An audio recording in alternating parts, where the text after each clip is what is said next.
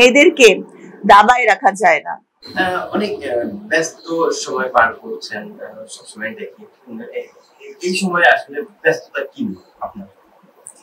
আমার তো সবসময় একটা ব্যস্ততা সবসময় থাকে, যেটা হচ্ছে বন্দিনীদেরকে নিয়ে। আপনি জানেন যে আমি বন্দিনীদের social rehabilitation and financial rehabilitation নিয়ে কাজ করছি। তো এই ব্যস্ততা আমার সবসময় থাকে, কারণ এই কাজটা এর আগে কেউই সেভাবে করেনি, তো এই জন্য সবই নতুন। তো আমাকে অনেকভাবে শুরু করার জন্য অনেক কিছু পড়াশোনা করা বা বিভিন্ন জায়গায় যোগাযোগ করা, এগুলা করতে হচ্ছে। তো এটার জন্য আমাকে সবসময় অনেক টাইম দিতে হয়। আরেকটা ব্যাপার হচ্ছে, এখন যে এনভায়রনমেন্টাল যে একটা হঠাৎ খুব গরম পড়েছে, তো সে কারণে আমি আমার সাধ্য মতো আর কি চেষ্টা করছি যে মানুষকে একটু হাইড্রেশনের ব্যবস্থা করার জন্য, বিশেষ করে যারা রাস্তায় কাজ করে। তো আমি যারা আমাকে মানে চেনেন বা তাদেরকেও আমি আহ্বান জানাই যে তারা প্রত্যেকে যেন নিজ নিজ মানে সামর্থ্য অনুযায়ী একটু মানুষকে এই ব্যাপারে একটু হেল্প করেন। আপু, আপনি বই লেখার পরেই যে সারাটা আপনার পড়েছিল, বন্দিনী নিয়ে যে সারাটা পড়েছিল, সেটা একটু আপনার কাছে জানতে চাই যে কতটা সফল হয়েছেন আসলে বই দিয়ে, এবং অডিয়েন্সদের কাছে সেই বইটা পড়ার পরে তারা যে রিভিউটা দিয়েছে, মানে সবকিছু মিলিয়ে আপনি কতটা সফল বুঝেন?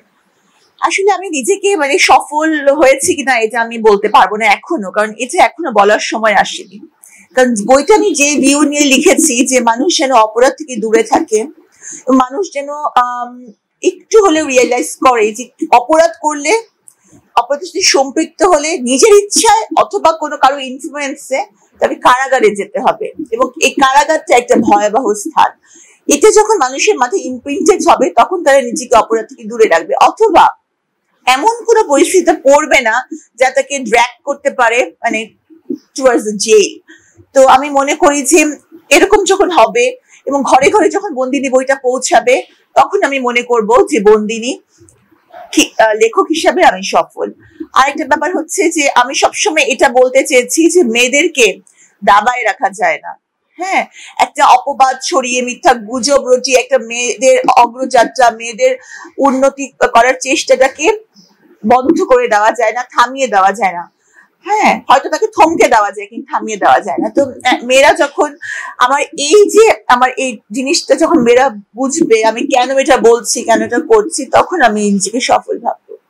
আপনি যখন বই নিয়ে আপনি আলোচনায় ছিলেন, ঠিক ওই সময়টাই আপনাকে নিয়ে বেশ চর্চা ছিল, মানে সেই ব্যাপারটা, এবং ওভারকাম করে আপনি আজকে এই অবস্থানে এসেছেন, এবং এই সময় এসেও আপনি একটা পাবলিক ফিগারে পরিণত হয়েছেন। সেই ব্যাপারটা আমি আসলে জানতে। আমার মনে সবসময় আল্লাহর উপর বিশ্বাস ছিল, আমার সাথে বাবা মার দোয়া ছিল, এবং আমার মনোবল ছিল আমি যা করছি তা একটা ভালোর জন্য করছি, একটা সামাজিক সচেতনতা সৃষ্টির জন্য করছি, এবং আমার দায়বদ্ধতা থেকে করছি। এবং অনেকবারই বিভিন্ন ধরনের আমি যখন মেলায় গিয়েছি, দেখা যাচ্ছে যে আমার বই সম্পর্কে কিছু অপপ্রচার চালানো হয়েছে। হ্যাঁ, বইটা বন্ধ করে দেওয়ার জন্য। তারপর হচ্ছে যে একটা মেয়ে যে কারাগারে ছিল, তাকে সে এসে আমাকে জড়িয়ে ধরেছে, তাকে ছেলে হিসেবে প্রচার করে আমাকে ডিফেম করার চেষ্টা করা হয়েছে। তারপর হয়তো মেলায় আমাকে আমি হ্যারাসড হয়েছি, এটা প্রচার করা হয়েছে। তো আমি সবসময় আমার ফোকাস ছিল যে না, আমি আমার বন্দিনীকে ধরে রাখবো, আমি বন্দিনীর সাথে থাকবো।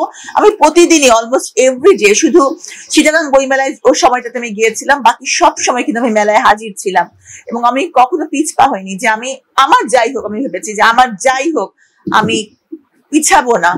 হ্যাঁ, তো এই মনোবলটাই আমি মনে করি যে অনেকের মধ্যে একটা পজিটিভ একটা ইম্প্যাক্ট তৈরি করেছে। এবং আমি যেখানেই যাই, বিশেষ করে নারীরা, যে কোনো বয়সেরই নারীরা এসে আমাকে বলে যে আমরা তোমার সাথে আছি, তুমি যে ভেঙে পড়ো না, তুমি যে পড়ে গিয়েও ঘুরে দাঁড়িয়েছো, এটা আমাদের জন্য ইন্সপিরেশন।